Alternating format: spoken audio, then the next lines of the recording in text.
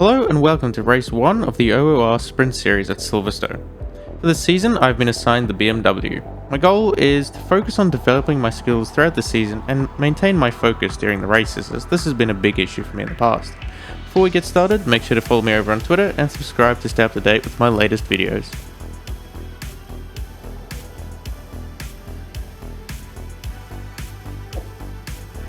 Going straight into qualifying here for race 1, I put my best lap of the day in at a 1:59 flat.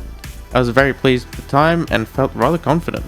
The biggest positive for me was that I'd been the fastest BMW in qualifying, starting well up the order with over 40 cars on the grid.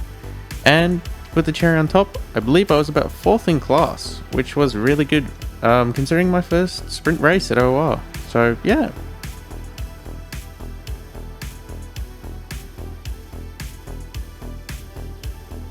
As you can see here, coming around the final corner, from a few clips there, I was really able to throw this BMW into some of the corners, which is a big issue with the understeer that it has with the default setups.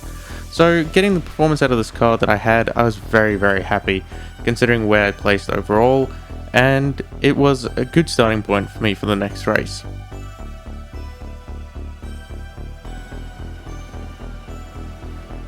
With all the cars lined up now behind the safety car, starting race 1, the nerves were very high. As you can see there, I got a very good start, and coming through here, see after turn 1 I've already started to make a small gap to the cars behind me.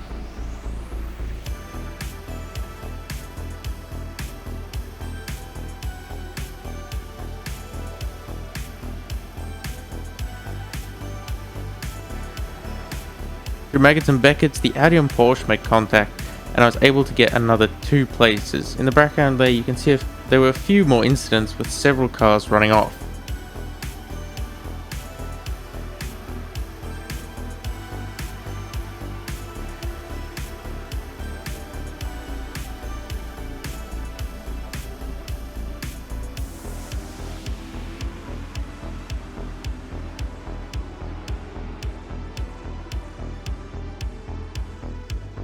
Coming into Vale and Club, I was very cautious and tried to keep well clear of any other cars in case of an incident. In the end, it paid off as the Bentley and the Ferrari both collide and head off there, and I was well clear of all that, so it paid to be cautious.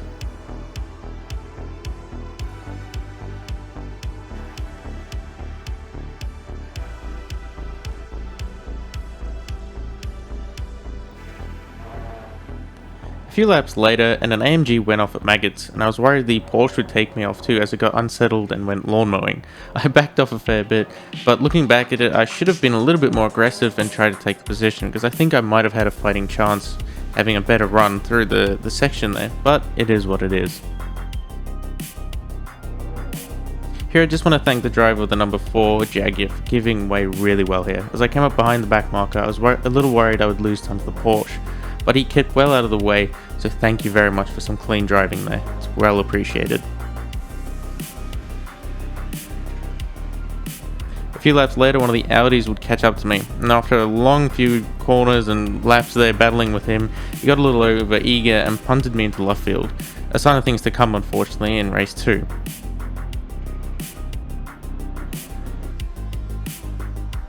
Following that little incident, the little tap at Maggots and Beckett's, you can just see the pace I have going through Maggots and Beckett's, but then when we come out of the exit of Beckett's, I need to use the brake to get some extra rotation. And this was a key area for the week where the Porsches and the Audis really caused some trouble for me, especially with the hanger straight thereafter.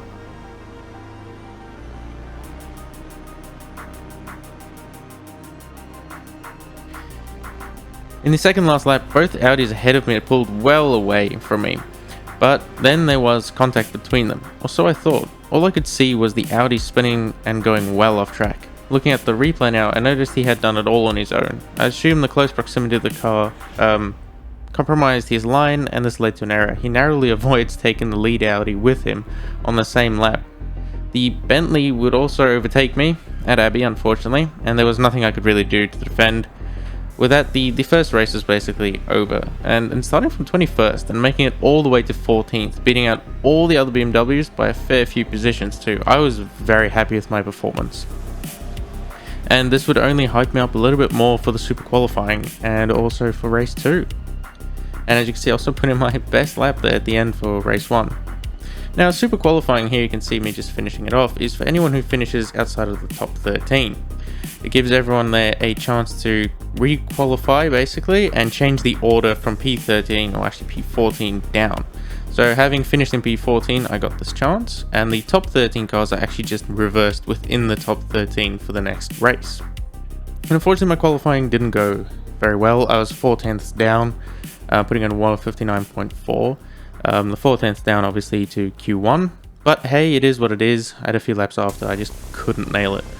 Now we had some issues here starting race 2, where the cars got a bit out of order and this caused the start line to be delayed. As you can see that we're finally off, but this put everyone off, and I thought, well, this is my chance. I need to take advantage of this, and so I went for it. And as you can see, I'm going into Meggets and Beckett's. I'm already making up positions here. I really got a great start considering everything that was going on, and I was taking advantage from it as much as I could. And the two cars ahead of me, they go off, get another 2 spots, and I was oblivious at the time. The cars behind me, just watch the carnage there. I have no idea what they were doing. And as that was happening, the Porsche there closes the door on me, but I was on his outside, and I managed to get the move done. The Acura notices it, but he taps the Porsche as he pulls out of the move, and he collides with the AMG. It's all a bit crazy in the back there. And we're not even done with lap 1. But I managed to stay well clear of everything, and I was really getting a great advantage. Again, being very cautious here through club and Vale section here. And, you know, just taking it a little bit slow.